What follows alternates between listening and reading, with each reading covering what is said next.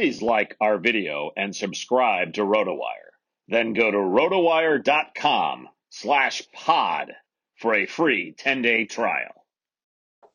Welcome to the award-winning RotoWire Fantasy Basketball Podcast, sponsored by Trapper Keeper. Where's your homework? It's Friday, February 26, 2021. Alex Barutha here with Shannon McEwen and also Ken K-Train Kreitz. All aboard! You can find this podcast, as usual, iTunes, Spotify, Stitcher, and now YouTube. We would appreciate nice reviews.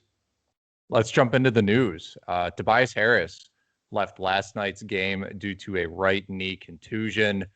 He left in the third quarter. He's getting tests done today to make sure it is structurally fine.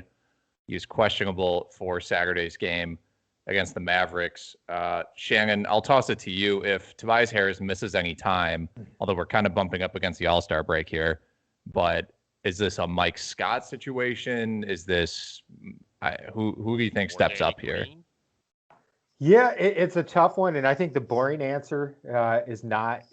I mean, Mike Scott's going to see a little bump, but really it's Ben Simmons. And this isn't exactly how it's played out because Tobias has basically played all but 2 or 3 games this year. But I really think Simmons is the one who's going to have to step up. We've already seen kind of the peak version of Embiid this year. I expect him to just keep rolling, and then Simmons will just take more responsibility in the offense. But could we see a little more? You think we could see a little more Shake Milton? Move Simmons back to power forward, go back to traditional point guard lineup? Yeah, and that's actually where I was going to go with it next, is just guys like Milton, Curry, Isaiah Joe, Tyrese Maxey. I think the guards are actually the guys that are going to see a bigger bump because they're going to that's where the scoring is going to come from. Mike Scott, he did see a nice bump in 2 games that Tobias Harris missed earlier this season. But I'm skeptical that they're going to roll out Mike Scott for 30 minutes a game. And even if they do, he's not a fantasy point per minute guy anyways. He's no young pup at 32 years old, ready to just escalate to 30 minutes. Right. Yeah. I think you're right, Shannon. I'm looking at the on-off court stats right now. With Tobias Harris out, Tyrese Maxey's played the most minutes. Shake Milton's played the 3rd most minutes. And both of those guys are averaging almost exactly 1 fantasy point a minute with Harris off the court. So I think those 2 are the guys you got to look at for fantasy. Okay, Ken, we have another kind of injury situation. Yeah, Bam Adebayo, game time decision tonight against the 26-6 Utah Jazz. They're saying he's got some left knee tendinosis. But hasn't missed any time yet. In fact, he's averaged a whopping 35.9 minutes, basically 36 minutes over his last 7 games. Tyler Hero, also a game-time decision with hip injury. He's already missed the last 2 games. Guys, the Heat have won 4 in a row despite these injury issues, but the Jazz favored by 7 tonight. How do you feel about that line? I think that line... I mean, if Adebayo is out, that line is way too short. That could be 11 points if he's out. It won't move that much because people still respect Miami, but Utah's been absolutely blowing everybody out. It wouldn't surprise me if this ended up in double digits. Yeah, it could get ugly with Bam out. Utah has just been unbelievable this year, and I expect that to continue tonight. Expect a lot of rim production from Kelly Olynyk. No, I do not. So Olynyk's already been starting. He's already been he's pretty much on fantasy radars because of that starting designation. So if Bam does miss a couple games, who are we targeting from the Heat? Precious. Yeah, I think so, Ken. Agreed. Yeah, he's seen the most minutes without Bam, and he gets I'm looking at this right now. It's only a 19 usage percentage without Bam, but considering the guys playing around him, that's pretty good. It's about a 1 fantasy point per minute situation. So, I mean, maybe they'll dust off Chris Silva. I don't know. I wouldn't bank on him being impactful. It's a tough situation to gauge based on past performances because the 2 games that Bam missed, the Heat were shorthanded in other areas. That's why you see like Gabe Vincent is actually the guy who saw the biggest jump in fantasy production in those 2 games without Bam. Precious was number 2. Obviously, I don't think it'll be Gabe Vincent moving forward, considering he's a guard. So Precious, I mean, really, if you're looking at a front court player, I think Precious is the guy that I would really keep an eye out on. 30 fantasy points per game on FanDuel in the 2 outings without Bam this year. Yeah, and I think if you're playing DFS, you have to consider Gobert if Adebayo is out, even more so, because Gobert could end up getting like 8 offensive rebounds or something insane like that. On another Western Conference team, although at the opposite end of the standings, for the Timberwolves, Malik Beasley suspended 12 games. This stems from a felony charge. The charge was in October. The crime occurred in September. This is kind of odd timing. We're basically in the middle of the year. I was confused initially because in December, someone reported, I think it was Dane Moore, but I can't quite remember who, said that he was likely getting a suspension. And then the preseason happened and he played. And then the regular season happened and he played. And I was like, oh, okay, I guess.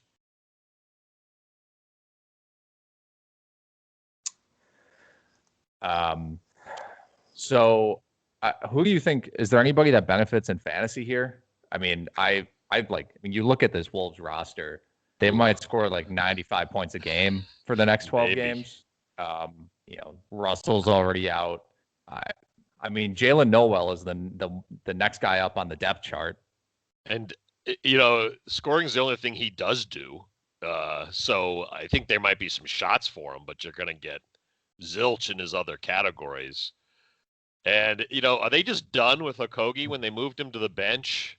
I mean, Josh, I know it's supposed to be defense first, but he's been fairly abysmal for them as well.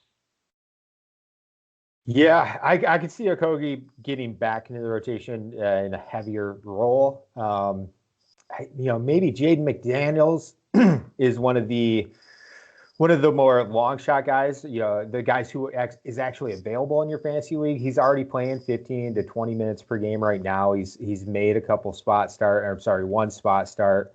I could see him getting bumped up, more run. The big winner is probably Anthony Edwards. He's already had some great games. He's coming off one of his better games of the season, 21, 9, 6, and 2 steals with 3 3-pointers against the Chicago Bulls. That's the guy I'm going to lean on heavily for. I mean, in a lost season, don't they? They have nothing to lose by feeding him too many minutes, frankly, right? They need to do that, and I expect the new coaching staff will. So Anthony Edwards is really the guy. If you're in a shallower league, if you're in an 8 league or 10-team league where a guy like Anthony Edwards is available, absolutely pick him up. I think he's going to be just getting a high usage and putting up good stats. The efficiency might not be great, but overall the stats are going to be good. He's already playing 34 minutes a game over the last 8, so they're running him as much as possible. But yeah, you assume the shot attempts are going to take a boost. He's already at 16 per contest. Seems like that would go up without Beasley. Absolutely. Definitely will. Ken, what news is next for us? Donte DiVincenzo goes off last night. The Bucks beat the Pelicans. Double D, 24 points, 9 assists, 7 rebounds. He hit 4 3-pointers, 2 steals, and a block. Over his last 7 games, DiVincenzo's averaged 14.4 points, 5.4 rebounds, 4.6 assists, and 2.4 threes. Alex, as our Bucks expert, has DiVincenzo turned the corner, or is this all just because Holiday is out due to COVID issues? I think this is mostly Drew Holiday's absence, kind of funneling the ball into DiVincenzo's hands more. But, I mean, the 4 3-pointers, I mean, he's a pretty solid 3-point shooter. If you swing the ball enough to him, he'll launch up enough threes to score 24 points. The 9 assists are definitely a product of Holiday being out. He is a good rebounder. Like, I think the rebounds are relatively real. The defensive stats are obviously, relatively real if you kind of take away the minutes to some extent, right? The extra minutes. Yeah. But yeah, I mean, he's a really good fantasy player. The stats aren't like gaudy, but good threes, good rebounding. He's just a very well-rounded guard. 1.1 steals a game. He's shooting 40% from behind the arc. What were you going to say, Shannon? Dante's been great, but it wasn't just Holiday missing last night's game either. You also had DJ Augustine sit out, which he was starting for Holiday the past couple games, and then you look at who else they have. Bryn Fraud, he's garbage. He's no good. They realize that now, so they're not. They had him as a spot starter for Holiday for a little while until they realized how garbage he was. So who'd they start? I think Portis. Portis got the start. Oh, yeah. Okay. They went Twin Towers. Nice. Lopez I like it. Portis. I like it. So I just, if Donte were getting 33, 34 minutes per game, I would expect much more consistent, solid production. He's been good, like Alex said, and he's going to continue to be solid, but it just amazes me that he only plays under 27 minutes per game. If you bump that up to 31, 32, 33, he's a top 80 fantasy player. I don't know why the Pelicans are still starting Bledsoe over Hart. I made the wrong call on Bledsoe early this season. Going to lose that Conley bet with you, Shannon, by a lot. But the defense Hart plays is pretty impressive. They're really tall when they go Hart ball in the backcourt. Anyway, sorry, shifted gears to New Orleans there. But Alex, you think Portis and Lopez start together for a while? Is this a one-time fluke? I mean, if Augustine keeps missing, maybe. I don't know, man. I mean, Portis has been getting some pretty good minutes lately because I think Lopez has just not been good lately. Watching a lot of games, he's like slower than last year. Than last year, which doesn't seem possible. I mean, he's 32. It's not like he's a dinosaur out there. Like, you know what I mean? So there are a lot of nights where Portis is a better player than him, for sure. Got it. All right, gentlemen. Well, let's go to our new segment, which is the fan feedback section. Fans, if you have a question for us, you can hit us up on the YouTube comments page of this episode or on the RotoWire pod article that we'll have, and we'll try to answer your question or comment next week. This week, though, big shout out to our fan Ramesh K in India. He's a little bummed we haven't mispronounced any names in a while. So he wanted me to mention Indian national team basketball captain, here we go, Vishesh Briguvanshi. He is India's youngest basketball team captain, and yet he and I have similar male pattern baldness. Anyway, thank you, Ramesh, and also a shout out to Austin W. out there. Again, fans, please leave us a question or comment on today's YouTube page or on the RotoWire pod article. We'll try to address it next week. Ramesh, you'll notice we did not try to say Precious's last name. When, yeah. All three of us dodged that bullet. We're like, oh, Precious. What happened to the great male pattern baldness players in the NBA? I feel like that just stopped happening in like the 90s. Caruso. Yeah, I mean, but like carrying that flag, LeBron. I feel like I go on, Basketball Reference, and there's like half the players from the 80s who average like 19 points a game have male pattern baldness. Everyone's going the boozer route now. Just paint it. Just Sharpie. Shannon's never gonna bald, by the way. I mean, look at that head. Look at that bush on top of Shannon's noggin. That's just that's movie hair right there, baby. Okay. Bring us back in, Alex. Someone with we're going back to the waiver wire. And my first suggestion is someone who also has great hair, TJ McConnell. The cockroach! Who I've brought up before, for sure. But he's 41% rostered in Yahoo right now. I don't know why he continues to be on waiver wires. He's ranked 18th in per game value over the past 2 weeks. That's 10 points, 7 assists, 3 rebounds, 3 steals, a block and a half on 60% field goal.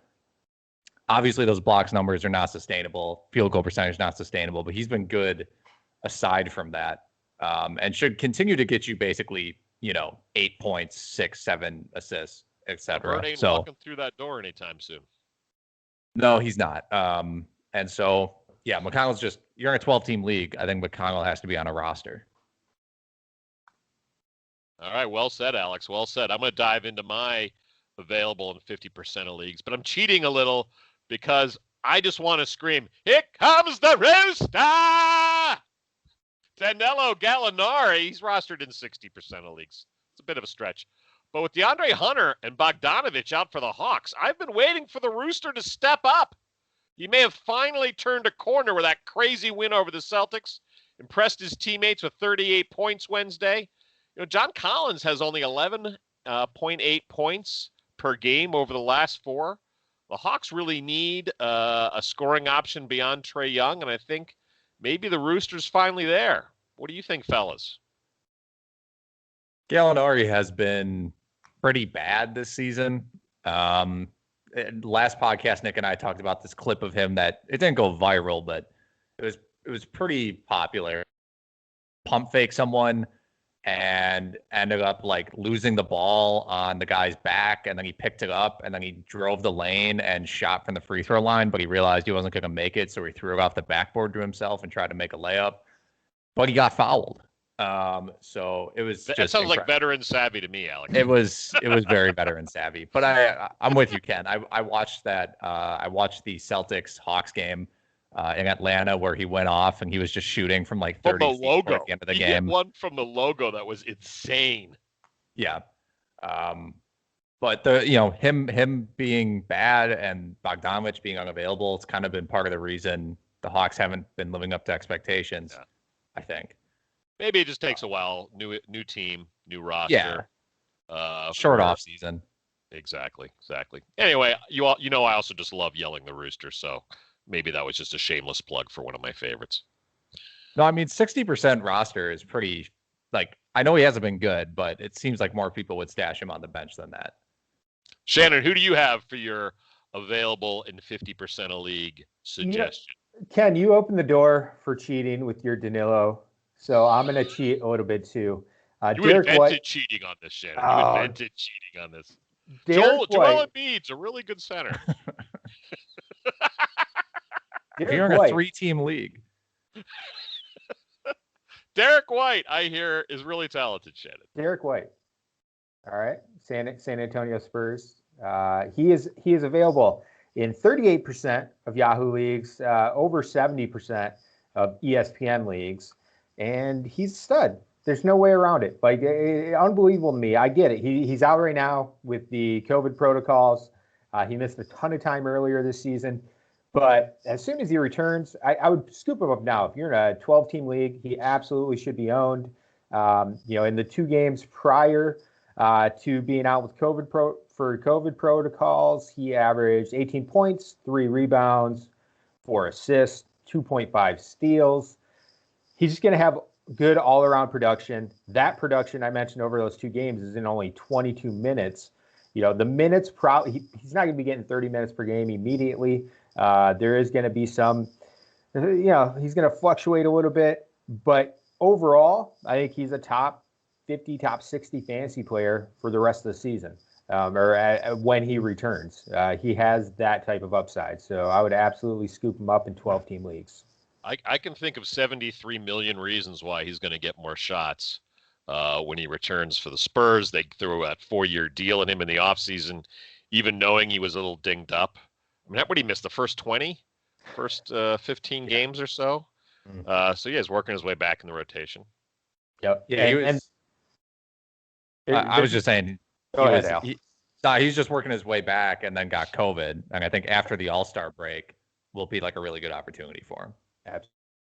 Don't worry about Lonnie Walker or Patty Mills. Derrick White's going to get the minutes once he's ready. All right, Alex, give us your long shot of the week. From Shannon's Detroit Pistons, Saben Lee, 23% rostered. We have DeLon Wright out for at least 2 weeks.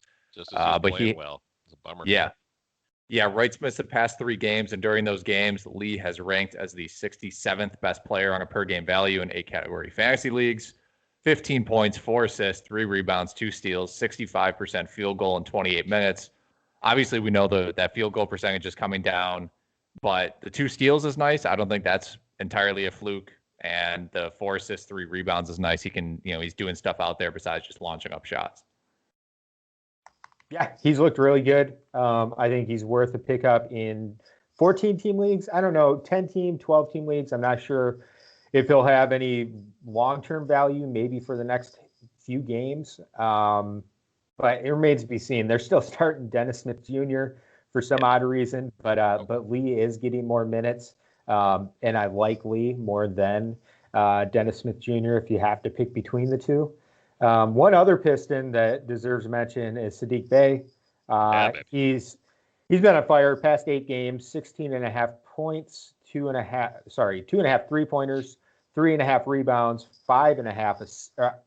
Oh man, you guys, I apologize. I am reading the wrong line. You're reading the 36. That's Tyrese Halliburton, but guess what? That's how good that shows how good Bey has been. Hey, because I'll say this: if Saddiq Bey could just play the Celtics every night, he'd be an all-star. Well, guys, I know he's been great, but you look at Halliburton and Bey are ranked side by side over the past 2 weeks. That's how good Bey's been. 15 points, 3.4 3-pointers, 6.3 rebounds, 2.1 assists. The assist is what gave it away for me when I knew I was reading the wrong line when I said 5.5 assists. Isn't Bey the main reason that they're other than the crazy pay, but isn't that the main reason they said, Blake, please go home? That's absolutely a big part of it. Bey's questionable right now. He's going to be locked into the starting lineup moving forward. He's playing 32 minutes per game over the past 2 weeks. He's only owned in 45% of Yahoo leagues, 27% of ESPN. I do think he is absolutely 12-game material or 12-team material. 10-team leagues, possibly. Depends on how deep your rosters are. All right, so but he's Shannon, right in that range. Saddiq Bey or Derrick White? Who's really your available in 50% of league suggestion? You got to pick one. I'm picking 2. I'm picking both. You have you can't go long shot on Bey. He's got 45% ownership. 27% in ESPN leagues. I can go long shot there. And I'll still have another long shot. It's 15%. I'll still have another long shot. Don't worry. All right. We're just talking about Bey right now. We have to talk about it. I'm required to talk about at least one Piston every month. All right. Bey gets it. Bey's my February Piston. Did you want to mention to Alex your long shot with Mike Beasley out? We mentioned him earlier, but you want to bring him up again? Yeah, Jaylen Nowell. I don't know if it's Nowell or I think it's Nowell. I was trying to figure that out myself too. Either way, again, you look at the depth chart. Someone has to shoot. I looked up Minnesota's offensive rating without Beasley or Russell on the court. It is 100 per 100 possessions, which is awful. And Nowell per 36 minutes is 21 points a game, 4 rebounds, 2.5 threes. So, I mean, that's if you're in a 14-team league and you are just desperate, or even if you're in a 20-team league, maybe he's available. So, he's definitely available. But yeah, he's available. You'll be able to get him. But if you need points and threes, he's kind of a zero everywhere else. But if you need points and threes, he's going to have that opportunity. And all right, my long shot of the week is also my dull suggestion of the week, and it follows the rule, Shannon, of 15% or less ownership. I'm going with the very boring Bruce Brown of your Brooklyn Nets. He and Joe Harris are really good fits with the Brooklyn's big 3. Brown's defense deserves minutes, and he can finally catch and shoot after struggling with his shot in Detroit. He's had 3 straight double-digit scoring games without KD in the lineup. Last 6 games, he's averaged 1.7 steals a game, 11.7 points, 4 rebounds, and 2 assists. That is my long shot and dull suggestion of the week. Extremely dull. I have an exciting long shot. Nicolas, Claxton, Brooklyn Nets. DeAndre Jordan's garbage. We all know this. Claxton made his season debut earlier this week. Yeah, he's a 21-year-old big man. He's actual big man, an actual center. I think he could end up earning enough minutes to be fantasy relevant in deep formats later this season. If you're in a dynasty league and he's available and you want to stash him on your bench, if you're in a deep 14-team league where you can stash players like this on your bench, I think Claxton's worth consideration. I just don't believe in DeAndre Jordan enough. Jeff Green and DeAndre Jordan are not cutting it for me at the center position for the Nets. So it's entirely possible the Nets add some buyout candidate later this season to play the 5 for him. But if they don't, Claxton could get an opportunity to see 20 minutes per game later this year. Also, Claxton better hair than DeAndre Jordan. Much better hair. Yeah, true. Yeah, Claxton. He's when I've watched him, he's been all right. I think he had one big game last year, if I'm remembering correctly. But yeah, per 36 minutes for his career, which is only 216 minutes, 14 points, 8 rebounds, 3 assists, 2 blocks, and a steal. So I mean, he was a first-round pick. He's a late first-round pick. But let me give you his stats from last night. 15 minutes, 10 points, 3 rebounds, 4 steals, 2 blocks. It was a blowout. They beat Orlando by 37 points. That's not going to happen every night, obviously. But it's encouraging me that he's at least played back-to-back games, 14 and 15 minutes. The defensive upside is obviously where he would come into play from a fantasy perspective. So, yeah, he's a long shot, but if you're in a deep enough league, I think he's worth consideration. I think that does it for us in terms of the waiver wire. So let's move on to DFS. So we have a 9-game slate for the second Friday in a row. There's only one game with an over-under of at least 230, and it is Charlotte at Golden State, which should be a really fun game to watch. You have Curry against LaMelo Ball. Hayward in that game? What's the deal with his hand injury? Is he in or out? I think he's good to go. I think he'll be in. I watched the game on Wednesday night, Wednesday night against the Suns. He was dealing with the hand injury then, and he was fine. I fully would expect him to play. I think you're right. Sorry, I cut you off there, Alex. Go ahead. Go back to the program. We got main injuries. Again, this is a brief list because it's half the time it's outdated. Like if you listen to this pod at 3:00, just check the website. But check the RotoWire lineups page, most popular page on rotowire.com. Yeah, bandwagon onto the page. We appreciate it. LeBron is probable, but he's going to play. Adebayo, questionable. Schroeder, probable. That's good for the Lakers. Zeller, Cody Zeller, that is questionable. Tyler Hero, questionable. Cam Reddish, questionable. Sadiq Bey, questionable. I'm going to kick things off. Alex, I want to relieve you of having to list LeBron as probable every week. Can you relieve me of having to type up the note every day? At least save yourself on the pod to not have to mention his phantom ankle injury. Okay. I hope people use that. I haven't heard anybody use it to play into like his MVP narrative, but I think as a joke, someone should be like, it's the hardest season he's ever gone through. He played on a sprained ankle the whole year, 36 years old, 36 minutes. You look at every. I have 90 pages of injury reports. Look, he's on every single one of them. Okay, so DFS picks. First guy who stood out to me was Clint Capella, $8,200 on FanDuel against OKC. The Thunder are missing Al Horford, so their front line is like Darius Baisley, Isaiah Roby, and Mike Muscala. So that is huge for Capella, who is averaging 47 fantasy points when he sees at least 30 minutes. Obviously, that's a mark we should expect him to hit. And he also has 3 games with at least 60 fantasy points, which is a mark that, again, we should not be surprised if he hits here. He's not inexpensive, but I feel like this is a pretty clear target for DFS. The Roby pattern's pretty good for opposing centers too. That poor kid's getting clobbered every time Big Al has to go take a rest in his hammock. He is, but he's looked good actually. I mean, he didn't play at all last year, and I think he's looked better than Baisley during a lot of games. Who Baisley's kind of having trouble shooting the ball. Ken, how about you? Who's sticking out to you? Well, I'm banging the drum. I want to point out that I had this suggestion long before Shannon's rant. But Sadiq Bey, if he is questionable tonight, but if he does play on that ankle, I like him. I like him a lot at 5,100 on FanDuel versus the Rockets. Got an over-under of that game of 225.5. Detroit really needs scoring. Mentioned Dennis Smith as their starting point guard. And Bey is a streaky shooter when he gets hot. Did I just say Bidet? That was terrible. That was a bad slip right there. But Bey, when he gets hot, he gets red hot from behind the arc. So I just like his upside. But again, check the RotoWire site for news on his ankle. He's going to be a game time decision tonight. He is the bidet for the Pistons. He is going to spray that crap away and bring this franchise back to glory. So I like it, Ken. I like Bring it all together.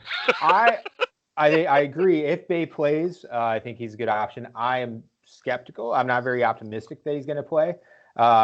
If Josh Jackson, much better option with Bey out. Yeah, I like Jackson either way. 5,700 on FanDuel. Jeremy Grant had a night off. He returns tonight. 7,600. Good price. Good matchup on FanDuel. We mentioned Isaiah Roby. With Horford out, 4,600 on FanDuel. But one guy, my main building piece for a lineup tonight is LaMelo Ball, and I don't know how you can avoid playing LaMelo Ball while he's still priced under $8,000 on FanDuel. It makes absolutely zero sense. His pricing just since he got moved into the starting lineup, he hasn't moved up in pricing that much, and he's an absolute lock for me. Even in a bad matchup against Utah, he scores 41 fantasy points. A bad matchup against Phoenix, he scores 39 fantasy points. I'm plugging him in every time until his salary jumps a significant amount. He didn't have a great outing against Golden State last week, but I'm not worried about it. With Devontae Graham out there, a lot of shots. Graham. That's the thing. Graham is still out. He's already been ruled out for tonight. So I've got to roll with Melo again. What do you think long term? I'm a bit of a tangent here, but what do you think about long term about Graham's value? The shot percentage has never been great. They sure leaned on him a lot last year, but he's not the star the Ball is. No, I mean I don't really mind. I kind of like the 3-guard rotation. Like I'm a fan of that kind of idea of like you have at least one combo guard and you can make that sort of a thing work. Each guy plays at least 30 minutes. I mean he's shooting 36% on twos is Graham, but he's just out there to pass, to not turn the ball over and to hit threes. And that's very okay. And if you're bringing that guy off the bench to do that, I think you're okay. I don't know what his long-term fantasy prospect is. I mean, if he can get 30 minutes, he'll be fine. That's my view on it, essentially. I am not very optimistic on Graham's long-term outlook anymore. Before the season, I was worried about LaMelo being drafted, but I thought Graham would be able to carve out that role over Scary Terry. Malik Monk was an afterthought, but now when I look at the way Monk's played, Monk's played really well the past dozen games. And Monk's one of the better 3-point shooters in the league. He's hitting 47% of his 3-point attempts this season. Comp that to Graham, who's only hitting under 35% of his 3-point attempts. I think there's a real possibility that when Graham returns, he's the fourth guard essentially for this team. In some ways, his injury was almost good news for Charlotte, right? I mean, it let him free up minutes for Monk. It let Ball be the guy. It's almost good news. They're playing well. Scary Terry's been really good. Clutch. He's been much better than anyone's projections would have had him at. Much better than last year. Terry Rozier, who never got over 40% shooting in his 4 years with the Celtics, is shooting 49% from the field this year and hitting game winners. It's just crazy. It's crazy. Yeah, it is. The Hornets have a they play really well on offense in terms of sharing the ball, trying to get easy shots for everybody. One interesting thing is Devontae Graham expiring contract, makes $1.6 million this year, not under contract for next year. I think it's technically a rookie deal. So I don't know what they'll do in terms of like an extension. I think he'll be a restricted free agent. It will be interesting to see where he ends up next season.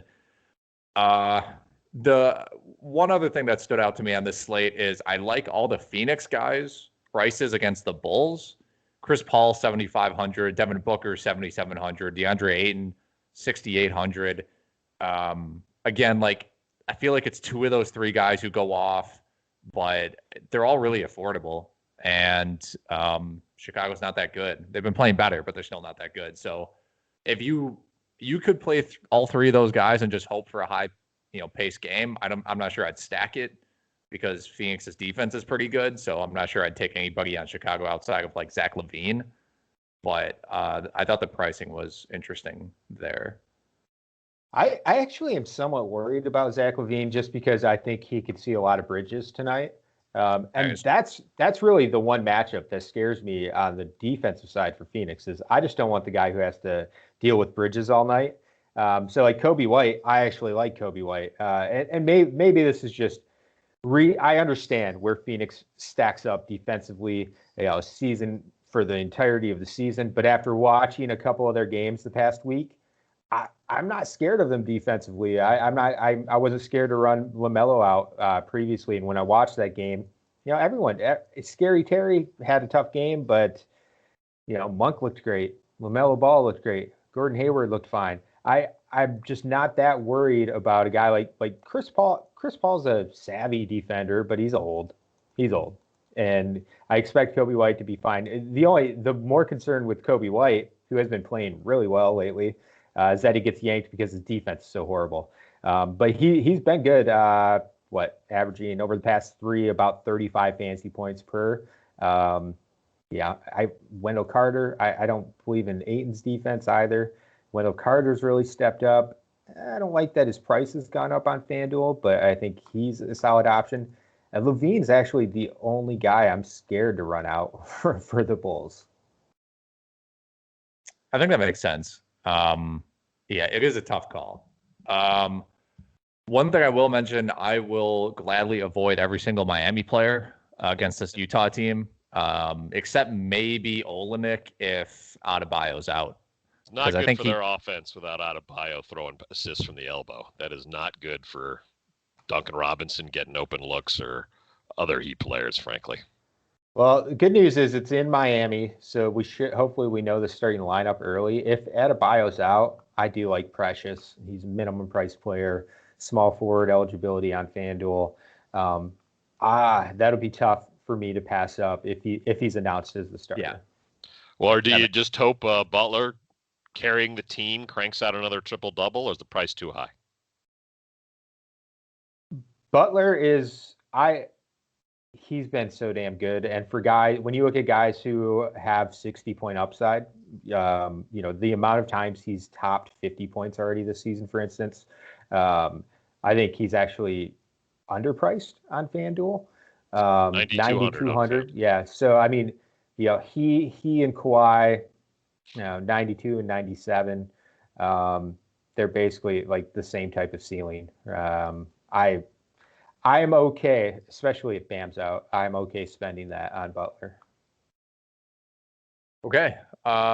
Ken, it is time for your old man rant. The Celtics, now 15 and 17, are terrible. We're on month 12 of this damn pandemic winter. Vermont is freezing. All I want is a glass of decent bourbon and to be left alone in my man cave to watch the seas.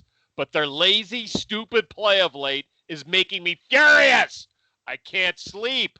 Pass the damn ball. Play frickin' defense. Give a turd. Every team has injuries. Every team has COVID issues. Every team is tired. You either care or you don't care. Boston does not deserve to have two All-Stars with their losing records. Send Brown and Tatum home and play Sabonis and Adebayo. Ah! Seeing Charlotte, Chicago, and New York above Boston in the standings is jarring. Unholy. It's honestly arousing. I was I knew we were going there.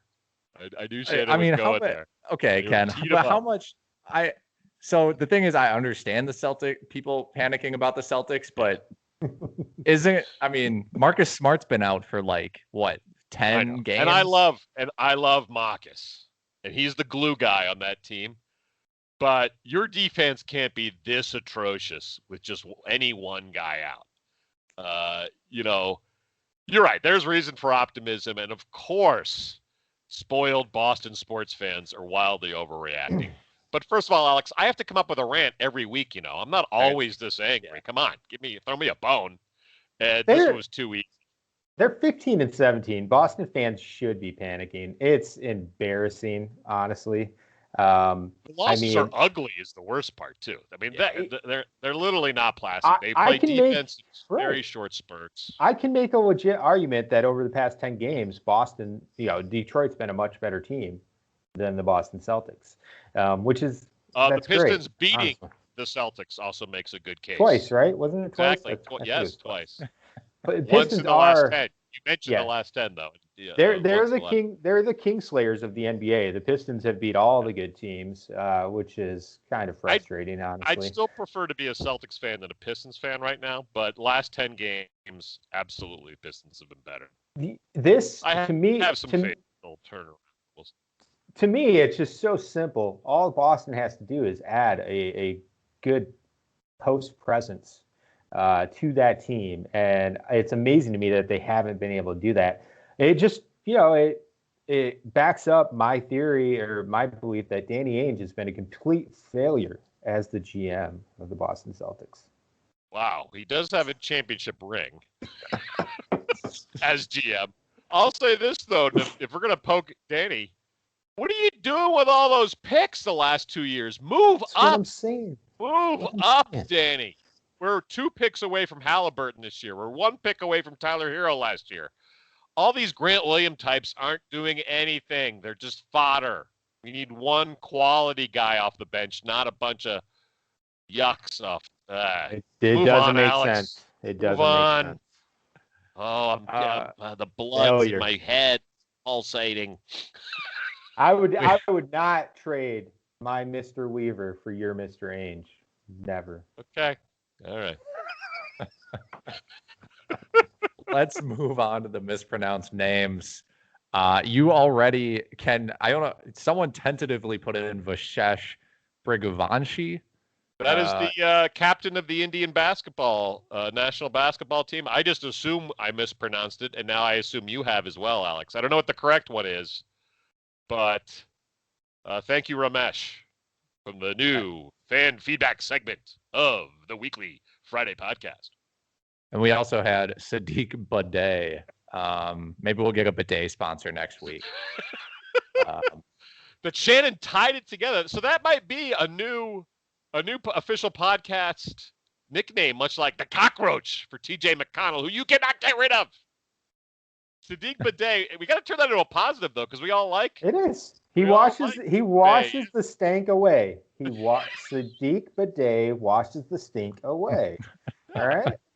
Nice. I like it. Let's keep using that. Okay.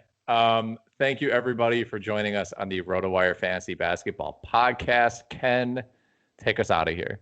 Let's go to San Antonio, where Greg Popovich opined about the high amount of 3-point attempts in today's basketball. He said, "There's no basketball anymore. There's no beauty. It's pretty boring." Attention passengers, this 3-car fantasy train wreck has hit the end of the line. Please like our video and subscribe to RotoWire. Then go to rotowire.com/pod for a free 10-day trial.